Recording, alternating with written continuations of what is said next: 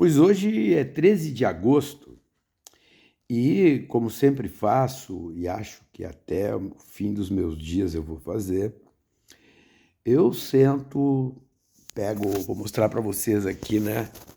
Olha o meu kit de sobrevivência, né? É aqui neste lugar que eu fico e reflito, penso, né? A vida não é nada complicada se nós formos ver o que existe por aí.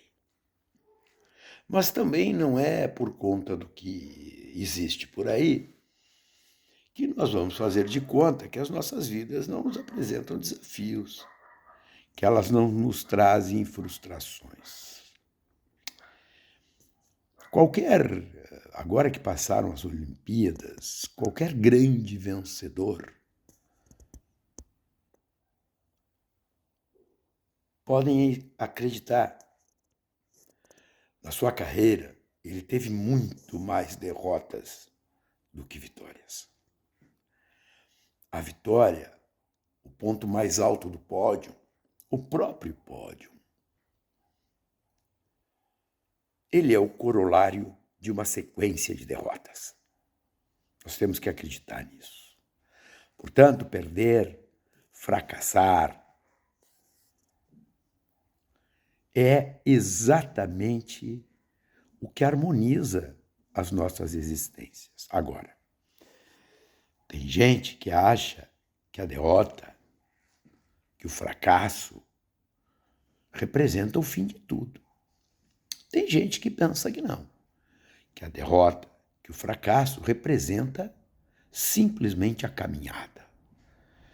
E coloca para nós desafios que nós devemos cumprir. Sim, com o aprendizado que só a derrota, que só o fracasso traz. Líderes políticos, por exemplo, Mujica diz isso, que o mais importante na política não é vencer, é ao ser derrotado aprender a levantar-se. Mas existe um detalhe nisso tudo. E é um detalhe que não é de menor importância, é que às vezes existem pessoas que não têm nada dentro de si. Nada. Como elas não têm nada dentro de si, elas acabam se focando no outro, querendo para si aquilo que está no mundo do outro, querendo o pódio que ela não tem nenhuma condição de galgar, de reivindicar, por uma razão simples. O seu vazio não lhe permite caminhar. Tem uma música gaúcha, já disse isso aqui várias vezes. Quem não sabe para onde ir, não chega em lugar nenhum. Isso é uma verdade. Neste mundo que nós vivemos, com essas complexidades todas, nós precisamos ter um pouquinho para entregar para a humanidade. Um pouquinho. E quando tentamos entregar as coisas para a humanidade, a primeira coisa que vai acontecer é que nós seremos avaliados por esta humanidade. Pelos nossos entornos, nós seremos, aspas, julgados. Isto é bom, isto é ruim, esta atitude é adequada, esta atitude é inadequada. Esta decisão conduz para qual lugar? O que esta pessoa que tomou esta decisão, ou que disse esta frase, ou emitiu este juízo de valor, pretende para si mesma? Tudo isso faz parte da nossa existência. E nós precisamos estar conscientes disso.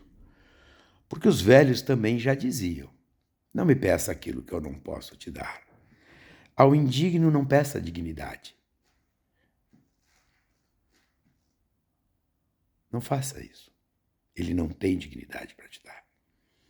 Aquele que não tem vergonha na cara, não peça vergonha nem pudor, porque ele não tem para te dar. Ele não tem onde na sua constituição pessoal, na sua construção pessoal. E acreditem, a nossa quadra histórica, a formação da nossa sociedade padece de determinadas cargas que a minha geração, por exemplo, não padeceu. Quando a idade chega para mim, ela leva meus cabelos, a minha massa muscular, ela me entrega rugas, bolsas embaixo dos olhos. E eu não tenho necessidade de pegar um aplicativo e mostrar para o mundo aquele que eu não sou. A geração atual é assim. Na minha época, se eu não conseguia fazer um tema de casa, se eu não conseguia realizar um trabalho meu na faculdade, na escola, eu era cobrado pelo professor, simplesmente assim, cobrado. Eu não tinha que tomar um remédio para dizer que assim eu consigo fazer o que eu deveria fazer. Ou seja, vivemos sob uma geração totalmente medicada, que tem que tomar um remédio para dormir, um remédio para estudar, um remédio para se concentrar, um remédio para não sei das quantas. Tenho que recorrer a alguém para fazer aquilo que eu mesmo não faço. A síndrome da vítima, que vem a ser exatamente a capacidade que adquirimos de culpar o outro por aquilo que eu não faço, é cada vez mais cotidiana, cada vez mais real. E isso cria demandas sociais gigantescas na organização do trabalho, na estruturação das corporações, na construção da universidade, na construção do conhecimento. As pessoas não fazem mais as coisas porque serão avaliadas pelas coisas que fazem. Elas preferem o individualismo das redes sociais, do autodiscurso, da autoafirmação.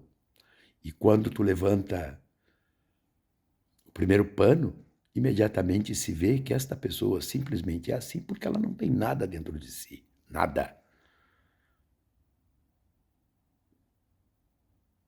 E muito menos objetivos. Então é uma geração desesperançosa. Isso todos os estudos mostram. Nós vivemos sob uma geração desesperançosa que não sabe o que quer para si. Portanto, onde quer que esteja, estará em lugar nenhum. E aí as coisas ficam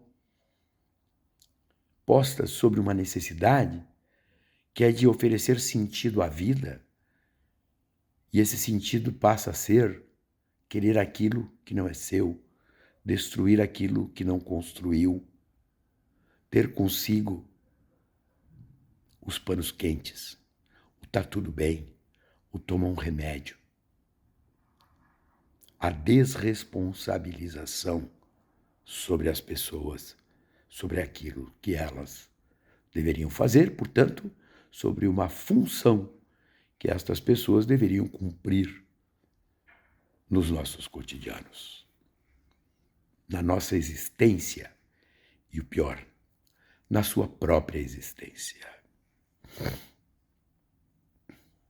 A palavra, do meu ponto de vista, que tem que estar em voga é compromisso. O compromisso, por exemplo, em construir um futuro, significa permitir que as crianças brinquem na terra, rasguem um papelão. Por exemplo, as coisas são simples. Mas mais do que tudo, os vazios precisam ser preenchidos. É muito difícil. É muito difícil. Eu encerro dizendo o seguinte: o vazio só pode ser preenchido a partir da nossa capacidade de apreender. Apreender a realidade e a vida. Portanto, o vitorioso, acreditem, é aquele que caiu várias vezes e aprendeu a se levantar. A derrota é tão importante ou mais importante do que a vitória na construção da pessoa. Um abraço.